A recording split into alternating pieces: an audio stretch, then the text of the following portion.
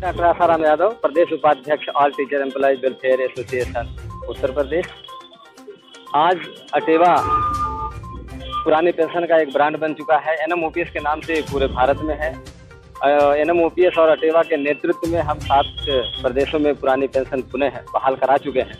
अभी कर्नाटक में आज ही वहाँ के मुख्यमंत्री जी ने घोषणा की है, वहाँ भी पुरानी पेंशन लागू हो चुकी है। लगातार हम जीत की तरफ बढ़ रहे हैं। आज राष्ट्रीय मतदाता दिवस के अवसर पर हम लोगों ने ये सोचा कि हम हमेशा जनता और कर्मचारियों से जुड़े मुद्दों पर संघर्ष करते हैं, तो आज जनता को जागरूक करने के लिए कि अपना मतदान 100% करें।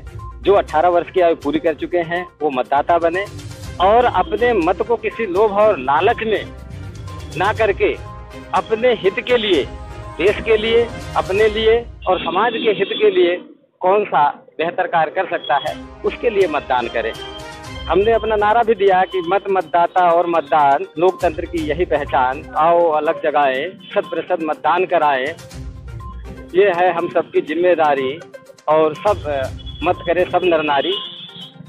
तो हमारे कहने का मतलब ये है कि हम ओपीएस के पक्ष में हैं और इसलिए ओपीएस के पक्ष में है कि ये कर्मचारी और देश दोनों के लिए हितकर है। एनपीएस से केवल पूंजीपतियों का फायदा होता है और उससे कर्मचारी और सरकार का कोई भी फायदा नहीं होता है। अभी आपने देखा होगा, न्यूज निकली थी कि एनपीएस का पैसा कर्मचारी का कटा लेकिन उसके प्रान नंबर में नहीं गया। लाखों हजारों करोड़ का घोटाला हो गया, वो कर्मचारी के खाते में नहीं गया तो गया कहाँ? ये एक सवाल है। सरकार ने उस पर जाँच के आदेश भी दिए हैं जिन जनपदों से ये शिकायतें आई थी। और एक आप देख रहे होंगे, लगातार कवरेज कर रहे हैं, जीपीएफ में ऐसी कोई समस्या नहीं आई थी। ये समस्या एनपीएस में आई है। ये भविष्य के लिए बहुत बड़ा घोटाला होगा और डूबता हुआ जहाज है। जब कर्मचारी रिटायर होगा, शेयर बाजार आधारित है, हो सकता है, क्योंकि जब पूंजीवादी व्यवस्था में हमेशा पूंजीपति अपने फायदे के लिए काम करता है। हो सकता है कि जब हम लोग 35 से 40, मुझे लगता है कि 2035 के बाद हम लोग बड़ी संख्या में सेवानिवृत्त होंगे। हो सकता है एक स्कैम के तहत उस समय शेयर बाजार को डाउन कर दिया जाए ताकि कर्मचारियों को कम पैसा देना पड़े। पैसा वो ज़्यादा लेना चाहते हैं हमसे, लेकिन देना बहुत कम चाहते हैं।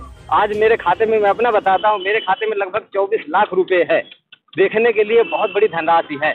मैं दिसंबर 2005 से सेवारत हूँ। 24 लाख के लगभग की धनराशि है। अगर मैं निकालना चाहूँ उसमें से तो मुझे बहुत ज़्यादा से ज़्यादा 2.5 लाख रुपए निकाल पाऊंगा। क्यों? क्योंकि एनपीएस में निकासी की जो व्यवस्था है वो ये है कि जो कर्मचारी ने जो अपना अंशदान किया है उसका 25% निकाल पाएगा, क्योंकि हमारा अंशदान तो केवल 10% है, सरकार का 14% है, 8% की ब्याज है, अर्थात 14% और 8% की अर्जित जो ब्याज है उसको हम नहीं छू सकते। हम केवल जो अपना मूलधन जो मैं जोगीलाल वर्मा, जिला संयोजक Atewa all teacher employees welfare association, जो सभी शिक्षक कर्मचारियों का संगठन है, पुरानी पेंशन बहाली के लिए लगातार प्रयासरत है। आज अटेवा पूरे भारत में एनएमओपीएस के नाम से चल रहा है, जिसके बैनर तले हम 7 राज्यों में पुरानी पेंशन बहाल करा चुके हैं। अभी आप देखेंगे कल का एक मैसेज आया है कि कर्नाटक सरकार ने भी पुरानी पेंशन बहाली की घोषणा कर दी है। तो हम लोग कर्मचारी हैं, शिक्षक हैं और यहाँ सभी विभागों के कर्मचारी एकत्रित हुए हैं, अपनी पुरानी पेंशन बहाली की मांग कर रहे हैं सरकार से। और आज राष्ट्रीय मतदाता दिवस है। मतदाता दिवस के उपलक्ष्य में हमने एक मतदाता जागरूकता और पेंशन मार्च का आयोजन किया है और इसके तहत हम लोगों को जागरूक कर रहे हैं कि आप सभी लोग अपना वोट बनवाइए और मतदान करने आइए और मतदान करिए। आप सोच समझ के जो आपके हित के लिए है उसके लिए आप मतदान करिए।